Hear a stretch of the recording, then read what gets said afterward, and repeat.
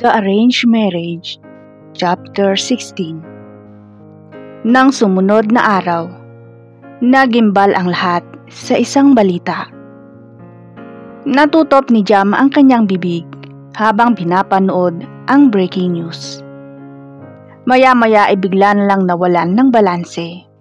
Mabilis dinaluhan ni Norman ang nobya at agad inilabas upang madala sa ospital. Habang nagmamaneho ay tinawagan nito si Ariane. Hindi na naalala pa na magkatabi lang ang bahay ng dalawa.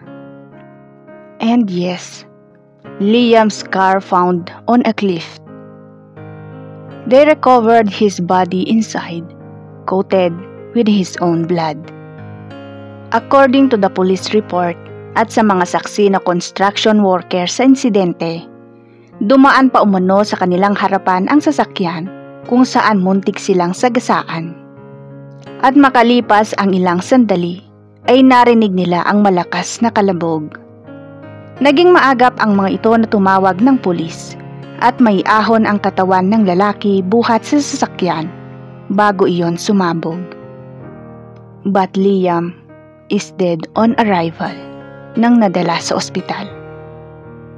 Liam's family decided to make further action upang malaman kung bakit ganon na lang ang ginawa ng lalaki. They want to know more information, so they let his body undergo to autopsy. Kahit paman anong sama ng isang tao, ay hindi pa rin hangarin ng kahit sino ang may masayang na buhay. Dahil lahat ay mayroong pagkakataong magbago. Maaring minsan kailangan nating masaktan at maiwan upang mayroon tayong matutunan. Kailangang dumaan sa mga misfortunes and heartbreaks. But suicidal should never be an option.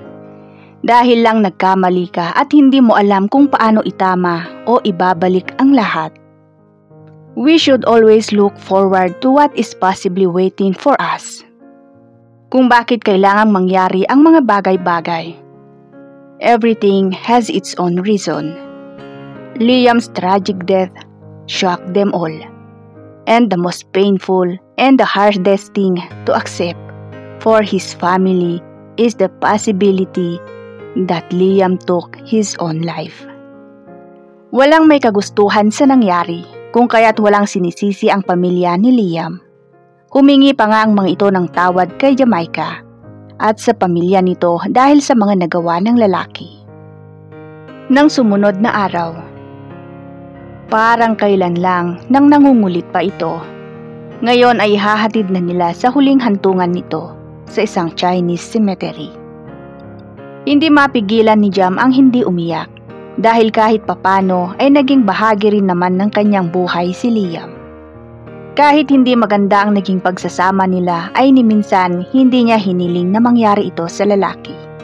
At bilang pagbibigay respeto ay hindi sumama si Norman sa kanila.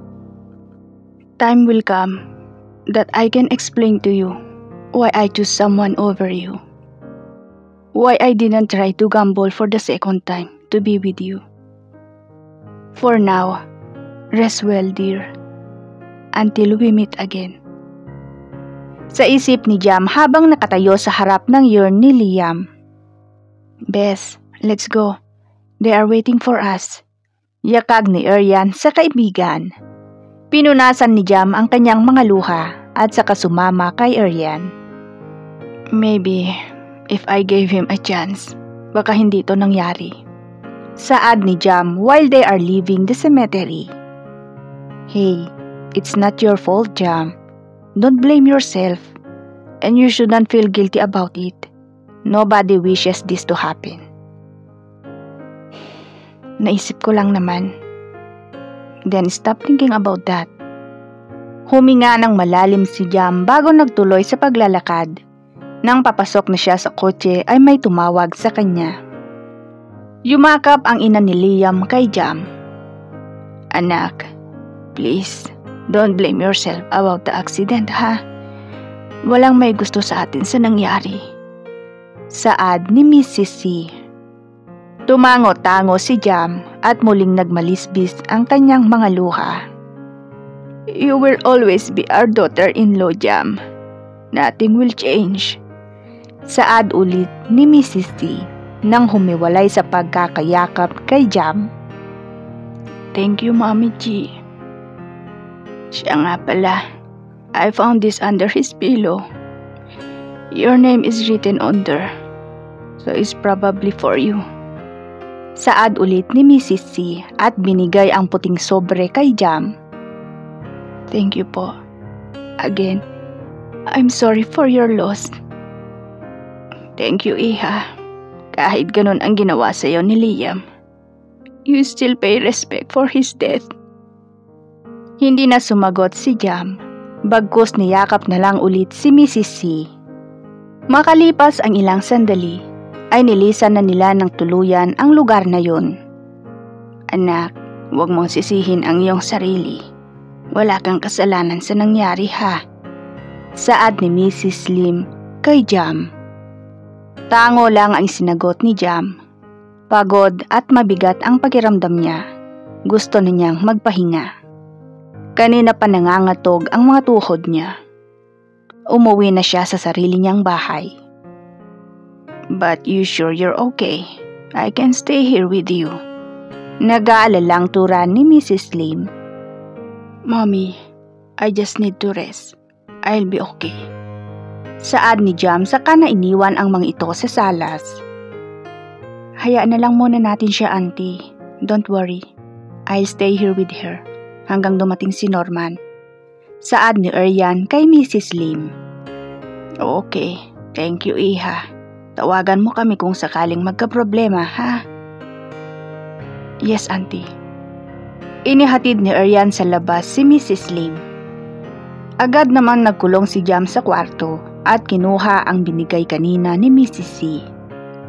Binuksan niya yon at isang puting papel ang inilabas niya. Tumambad sa kanya ang malinis na sulat kamay ni Liam. Dear, my little sweet Jam.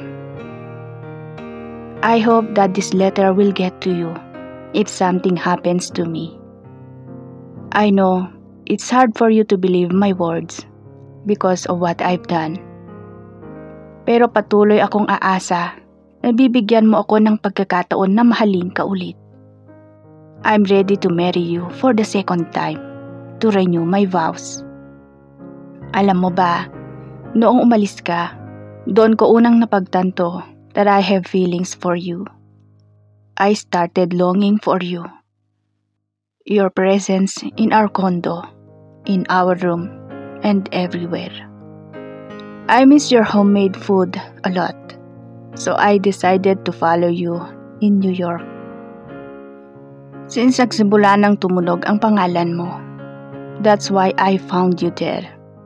I was so happy to see you again, but hurt at the same time.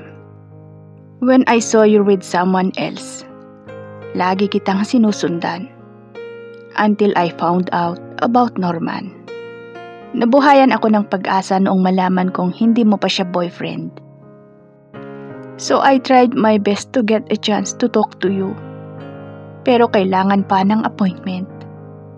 And every time I tried to book, walang bakante.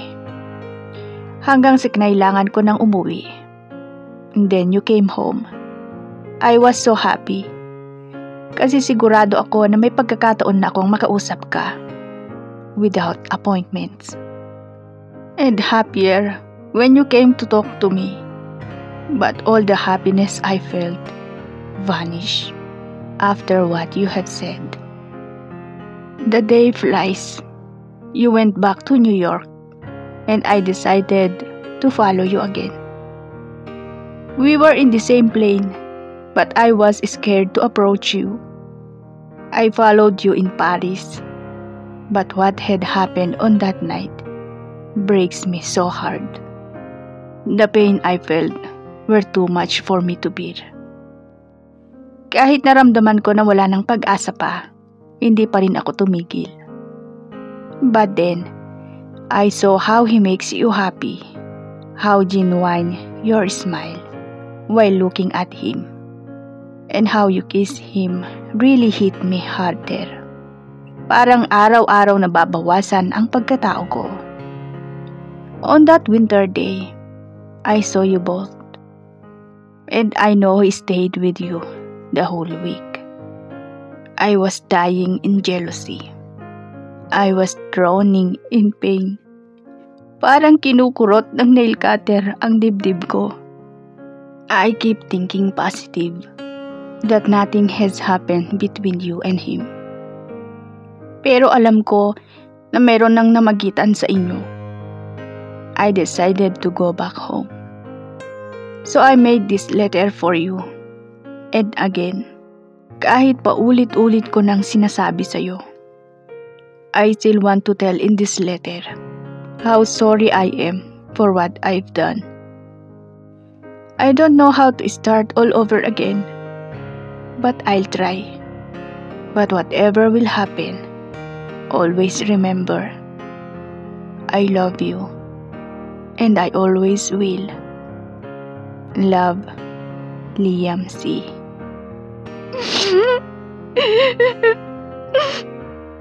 Humagulhol si Jam pagkatapos basahin ang nilalaman ng sulat ni Liam. I hope you understand why I choose him over you. Isang malamig na hangin ang bumalot sa kanya. Napapikit siya ng mariin. Napamulat lang siya nang may kumatok sa pinto.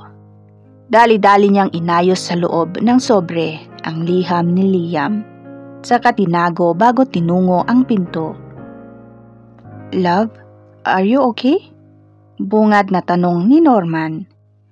Agad yumakap si Jam sa nobyo.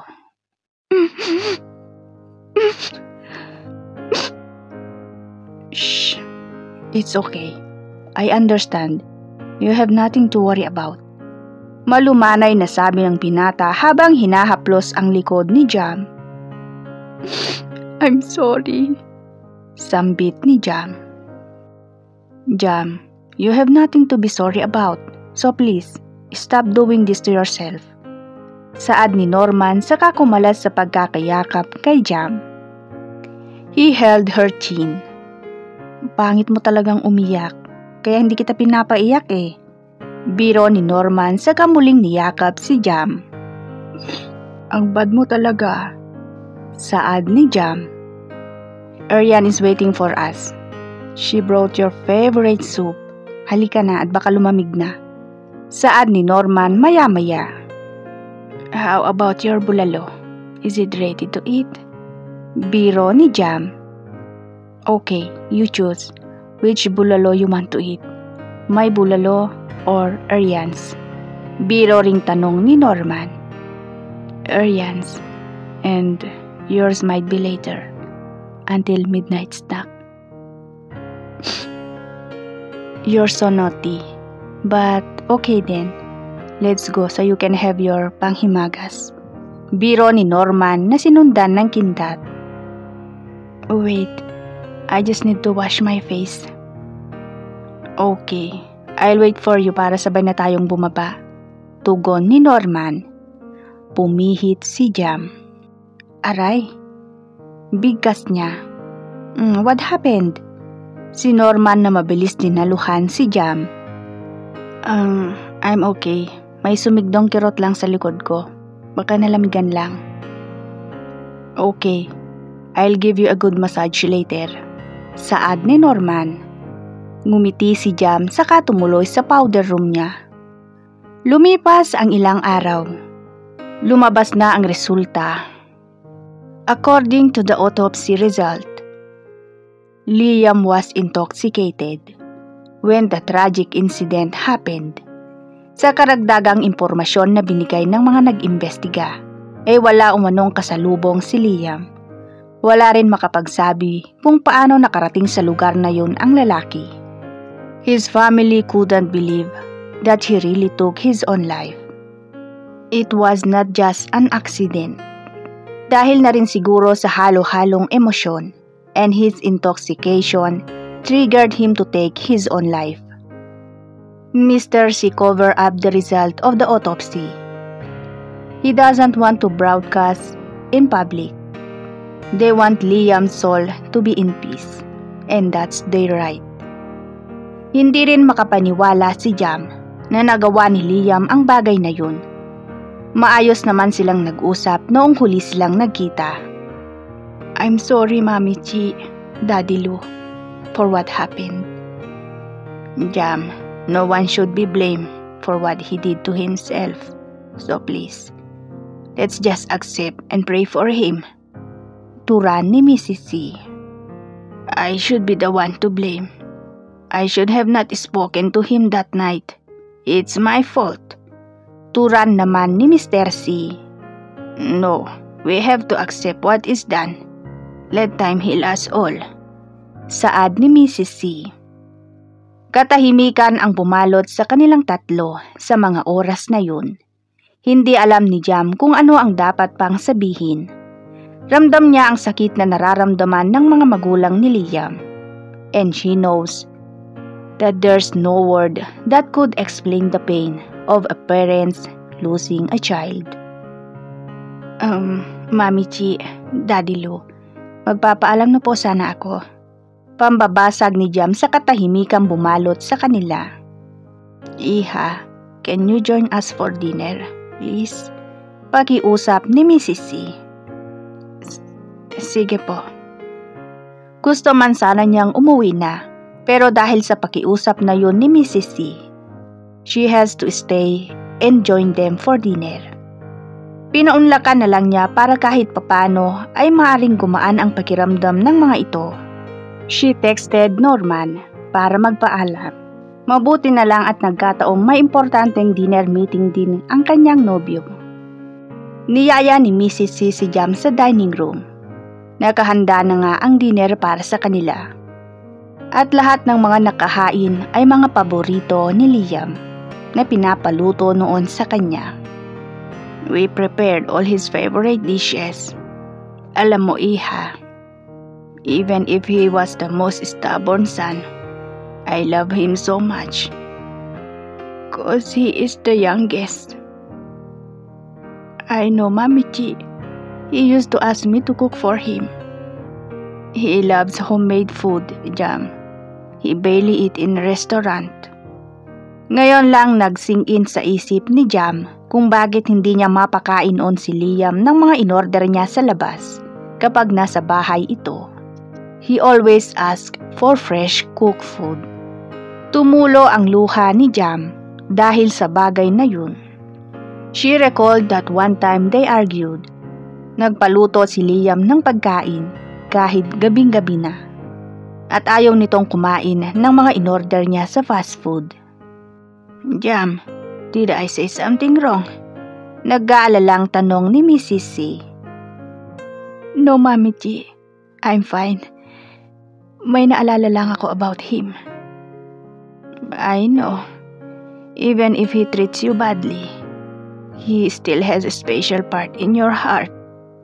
Tipid na ngumiti si Jam. Pagkatapos punasan ang mga luha niya. We better start eating para makauwi ka na. Tumango na lang si Jam at saka humila ng upuan. Maya-maya ay tahimik na sila habang kumakain. Iha, don't you want to try the other dishes? You are eating veggies only. Puna ni Mrs. C. I have restriction with my food, Mami Chi. I need to wait for the signal from my nutritionist. If I can eat everything again, like before. Nagkatinginan ang mga magulang ni Liam. May problema nga ba sa kalusugan ni Jam? Abangan ang nalalapit na pagtatapos ng ating kwento.